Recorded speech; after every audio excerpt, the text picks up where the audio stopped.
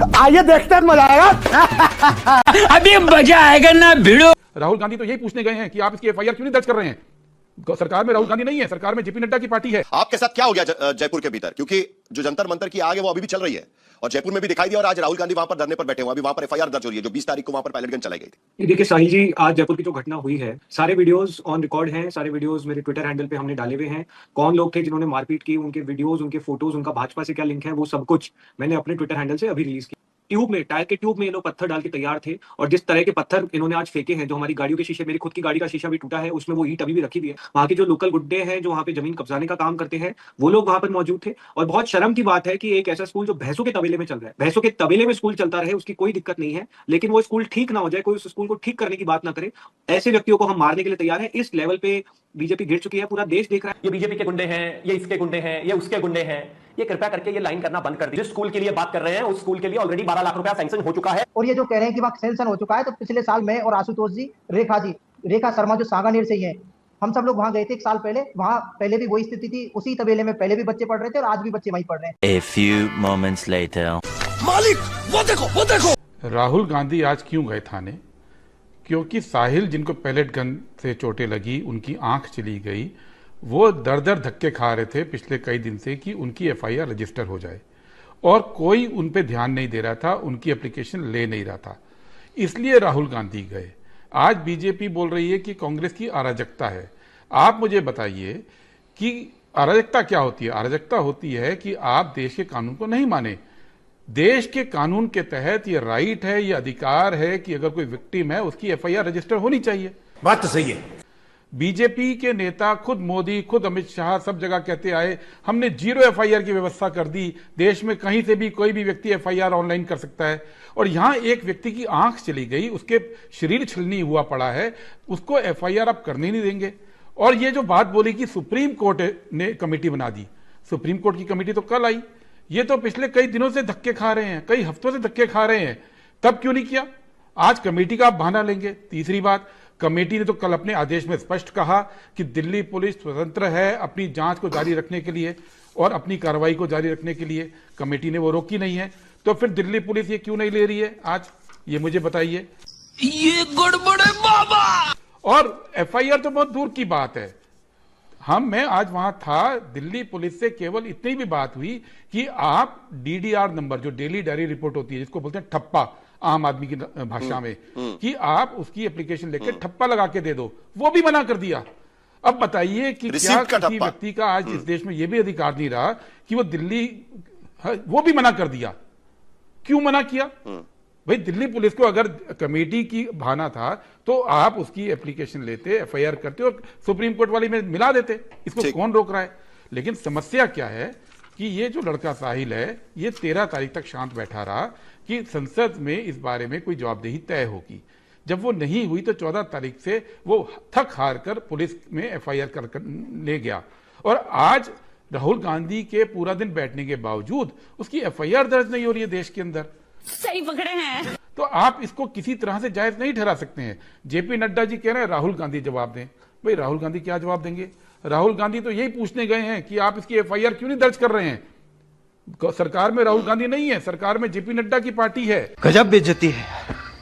राहुल गांधी जो कर रहे हैं ये कोई पॉलिटिकल चार्ज नहीं है कि वो वंदे मातरम में फंस गए हैं इस वजह से ड्रामा कर रहे हैं। ड्रामा, नौटंकी, फालतू की हवाबाजी एक लीडर ऑफ ऑपोजिशन को शोभा नहीं देती। मैं साबित करता हूं क्यों। अब आप मुझे एक चीज बताइए, जस्टिस सुभाष रेड्डी जी की अध्यक्षता में जस्टिस शैलेंद्र कौर, ऋषि कुमार, एलआर बिश्नोई जी और 5 सदस्य कमेटी बनी। इस 5 सदस्य कमेटी को सुप्रीम कोर्ट ने गठित किया और उन्होंने कहा कि ये एचपीईसी खासतौर पर जो पुलिस की जो ब्रुटैलिटी बताई गई उस पर, वहां पर जो लोग इकट्ठे हुए थे उनका क्या रवैया रहा, अरे कहना क्या चाहते हो, उस पर तथा सारी चीजों पर जांच करके निष्पक्ष पूरे तरीके से देश के सामने रिपोर्ट देगी। अब अगर मान लेते हैं, चलिए जो बात है कह रहे हैं कि साहिल की कहीं एफआईआर नहीं ली गई, जो साहिल जिसकी आंख पर पैलेट गन लगी उसको कहीं देखा नहीं गया, किसी ने पूछा नहीं, आपको यह करने की जरूरत नहीं थी भाई। गुरदीप जी मुझे लगता है मेरे से 20-30 साल बड़े ही होंगे, एक छोटा सा प्रोसीजर करना था। जो कमेटी सुप्रीम कोर्ट ने बनाई है उसी कमेटी से संबंधित एओआर को हायर करते, एडवोकेट ऑन रिकॉर्ड को रिक्वेस्ट करते, और वो इस बात को कह सकते थे कोर्ट में जाकर कि भैया ये मेरी इंटरवेंशन एप्लीकेशन है या फिर ये मेरी इंप्लीमेंट एप्लीकेशन है, एप्लीकेशन ले लीजिए, ये वाला जो साक्ष्य है या ये वाला जो व्यक्ति है ये जांच से छूट रहा है। मस्त जोक मारा। राहुल गांधी साहिल लोचब के साथ इसीलिए गए क्योंकि उसकी एफआईआर दर्ज नहीं हो रही थी, जो उसका अधिकार है। इस देश में किसी विक्टिम का इतना भी अधिकार प्रोटेक्ट ना हो और उसके लिए देश के नेता विपक्ष को पूरा दिन धरने में बैठना पड़े, ये शर्मनाक बात है। ये एफआईआर के बाद विधिवत रूप से जांच होनी है, होगी। और तीसरी बात, बहुत देर से मैं सुन रहा हूं और आपने भी कहा कि कांग्रेस फंस गई वंदे मातरम में। कांग्रेस कहां फंसी? कांग्रेस ने तो कहा कि हम तो वही करेंगे जो 37 में इस देश के जो स्वतंत्रता सेनानी थे, महात्मा गांधी थे, रविन्द्रनाथ टैगोर थे, नेहरू थे, पटेल थे, आजाद थे, उन्होंने जो फैसला लिया हम उस पर करेंगे। सवाल बीजेपी के फंसने का है। कल अमित शाह ने बोला कि बंटवारा कर दिया वंदे मातरम ने। बंटवारा इसलिए नहीं हुआ भाई साहब, बंटवारा इसलिए हुआ कि जब मुस्लिम लीग को हमने हरा दिया था 37 में कांग्रेस पार्टी ने, उसके साथ अमित शाह जी की जो पार्टी के लोग हैं जो उस समय थे, सावरकर और श्यामा प्रसाद मुखर्जी, उन्होंने मुस्लिम लीग के साथ सरकारें बनाकर उसको जिंदा किया। उनकी सिंध की सरकार में पाकिस्तान का प्रस्ताव पारित हुआ। यही नहीं, अभी और सुनिए। और उस प्रस्ताव के बाद सावरकर तो ये लड़ाई वंदे मातरम बनाम राहुल गांधी का धरना, एक जैसे हैं। ये तो चलती रही। आशुतोष रांका हमारे साथ जुड़े हुए हैं। जरा दो सवाल मुझे उनसे पूछने। बात पूरी क्यों नहीं करने देते आप? बात पूरी करने दीजिए। नहीं, सवाल ये है कि इनकी गद्दारी आजादी के आंदोलन में देश के सामने आ रही है, फंसे ये हुए हैं। ये कब थे वंदे मातरम के? वो तो कांग्रेस का गाना, कांग्रेस का गीत, कांग्रेस के लोग जेल जाते हुए गाते थे। क्या बात, ये बात है। ठीक है, ठीक है। आशुतोष रांका हमारे साथ जुड़े हुए हैं। आशुतोष, आपके साथ क्या हो गया जयपुर के भीतर? क्योंकि जो जंतर मंतर की आग है वो अभी भी चल रही है और जयपुर में भी दिखाई दिया, और आज राहुल गांधी वहां पर धरने पर बैठे हुए। अभी वहां पर एफआईआर दर्ज हो रही है जो 20 तारीख को वहां पर पैलेट गन चलाई गई थी। देखिए साहिल जी, आज जयपुर की जो घटना हुई है, और हम लोग अगेन नरेटिव्स पे बात नहीं करते हैं, हम फैक्ट्स पे बात करते हैं। जो एक्चुअल वीडियोस हैं हम सिर्फ उन्हीं पे बात करना पसंद करते हैं। बाकी जिसको जो बोलना है वो बोल सकते हैं। नरेटिव तो पिछले 12 साल से इस देश में फैल ही रहे। सारे वीडियोस ऑन रिकॉर्ड हैं, सारे वीडियोस मेरे ट्विटर हैंडल पे हमने डाले हुए हैं। कौन लोग थे जिन्होंने मारपीट की, उनके वीडियोस, उनके फोटोज, उनका भाजपा से क्या लिंक है, वो सब कुछ मैंने अपने ट्विटर हैंडल से अभी रिलीज किया है। यही नहीं, अभी और सुनिए।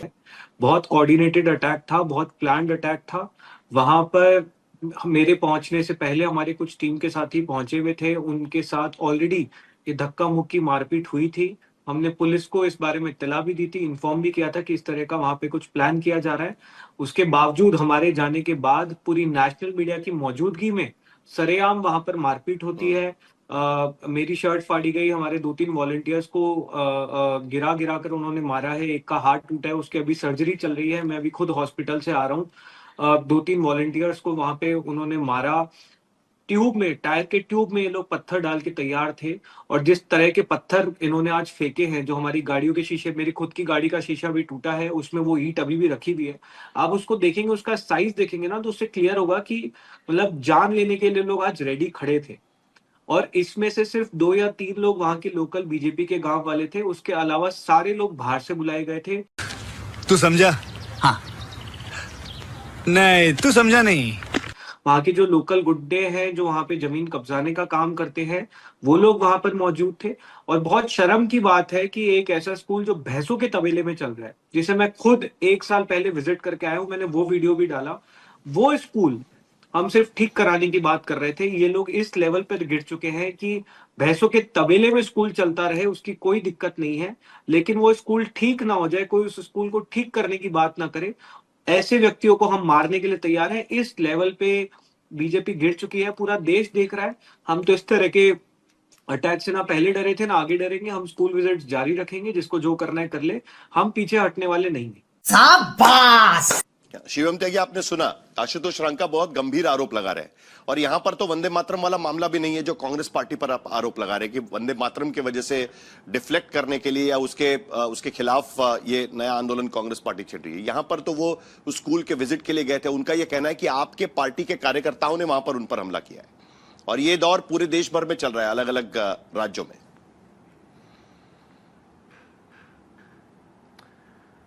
देखिए, सबसे पहले तो आशुतोष जी मुझे 10 सेकंड दीजिएगा। गुरदीप सप्पल जी ने जो कहा, उन्होंने कहा कि हम किसके साथ जो है सरकार बना रहे थे, इस वजह से देश जो है बटा। मैं सिर्फ एक ही चीज कहना चाहता हूं कि खास तौर पर वंदे मातरम के विषय में, the committee recognises the validity of the objections raised by the Muslim friends to certain parts of the song. The committee have however come to the conclusion that the first 2 stanzas of Vande Mataram should be sung at national gatherings. ये 1937 की आपकी CWC का paper है। आपके मुस्लिम मित्रों को दिक्कत, दुख और दर्द हो रहा था, इस वजह से सिर्फ 2 स्टैंजा बजेंगे। ये देश CWC की चिट्ठी से नहीं चलता, संविधान से चलता है। अरे कैसा चमन जैसा बात करता है। मैं एक चीज कहना चाहता हूं, सबसे पहले तो ये बीजेपी के गुंडे हैं, ये इसके गुंडे हैं, ये उसके गुंडे हैं, ये कृपया करके ये लाइन करना बंद कर दीजिए। आप अगर किसी गांव में जाएंगे, वहां पर बैठे हुए लोगों के साथ जो है हंगामा क्रिएट करेंगे, अपमानजनक भाषा का इस्तेमाल करेंगे, बदतमीजियां करेंगे, तो माफ कीजिए, जो आपस में जो जिस तरीके से ये बहस हुई, लड़ाई हुई, जो चीजें हुई, ये कहीं ना कहीं नहीं होनी चाहिए। दूसरी एक और भी बात है, मैं अगर कहीं पर किसी विषय पर जा रहा हूं और मुझे लगता है कि ऐसी कोई स्थिति बनी है, तो जाहिर है कि इन्होंने कोई थाने में जाकर, पुलिस स्टेशन में जाकर कोई तहरीर दी होगी, कोई दिक्कत कही होगी, कोई बात बताई होगी। बहस के तबेले में स्कूल चल रही थी, किसी भी विषय को लेकर जाता है और उसको ऐसा लगता है बहस के तबेले में स्कूल चल रही थी। 12 लाख रुपए ऑलरेडी।